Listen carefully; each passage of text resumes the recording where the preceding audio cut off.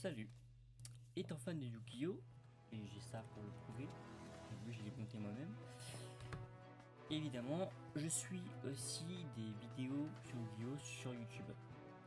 Donc forcément, je suis tombé sur la vidéo de Yugimoto 91 et j'ai apprécié dans l'ensemble.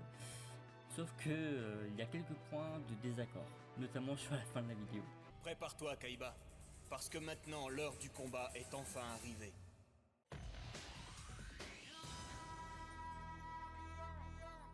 Après, il pense ce qu'il veut, il a bien le droit, tout comme moi, c'est même pas vraiment une critique que je fais, je donne juste mon avis comme il l'a fait. En l'occurrence, il s'agit du point sur le pharaon. Pour moi, il n'y a aucun doute sur le fait que Pegasus est meilleur que Yami sur tous les points. Parce que il considère, et c'est son droit, que Pegasus, Maximilien Pegasus, est un meilleur dueliste qu'à peu près tout le casting de la première série Yu-Gi-Oh! Mais est-il réellement numéro 1 pour autant? Eh bien la réponse est simple, Pegasus.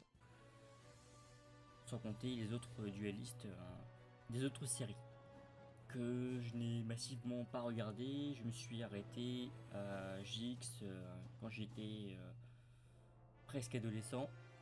La fin n'a jamais été doublée, donc voilà. Quant au reste, j'ai attaqué très récemment 5DS. Je sais même pas vraiment comment le prononcer. En soi, j'aime bien, mais je me suis pas encore trop attardé dessus. Bref, toujours est-il que il est reproché par moi, pas forcément moi le premier, mais notamment par moi aussi, parce que j'ai laissé un commentaire. Allez, je vous vois venir dans les commentaires. Ouais, le du Millennium c'est de la triche, sans ça Pegasus ne gagnerait aucun duel, blablabla. Que, à mes yeux, Pegasus, si on lui retire son œil du Millennium, qui lui permet entre autres de lire les pensées et du coup de savoir ce que va jouer son adversaire, et même ce qu'il a en main, puisque l'adversaire a les cartes en main, et ben si on lui retire cet œil là, il est un dualiste comme à peu près tout le monde.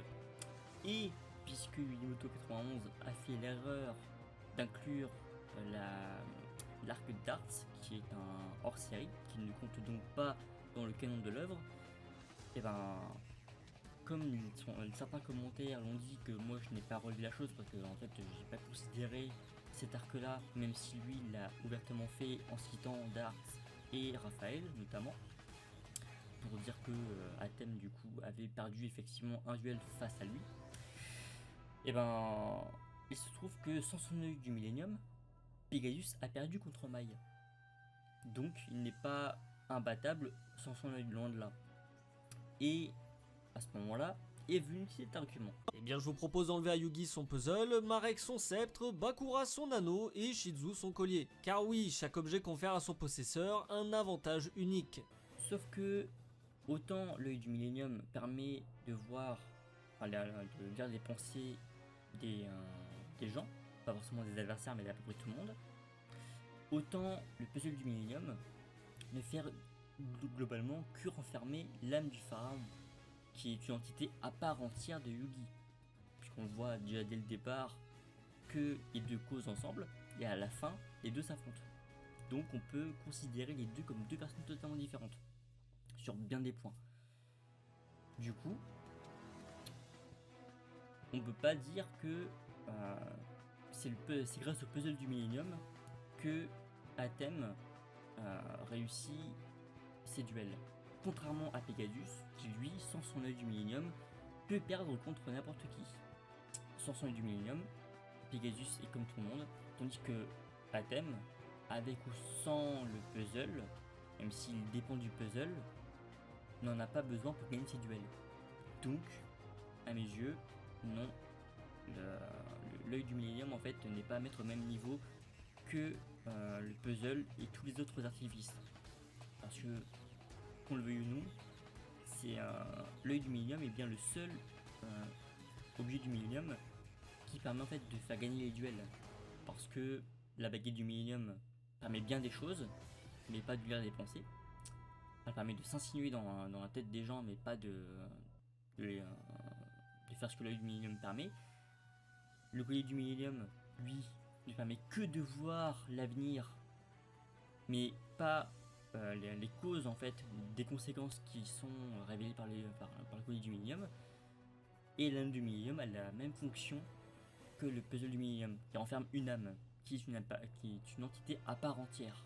Donc encore une fois, que ce soit le puzzle, le collier ou l'anneau, ou la baguette, ou n'importe quel autre objet du Millennium qu'on n'a pas vu activement dans les autres, durant la série, là je parle surtout de la balance du Millennium, aucun de ces artefacts en fait ne permet de faire ce que l'œil du Millennium permet de faire. Du coup, ils ne peuvent pas être traités au même niveau.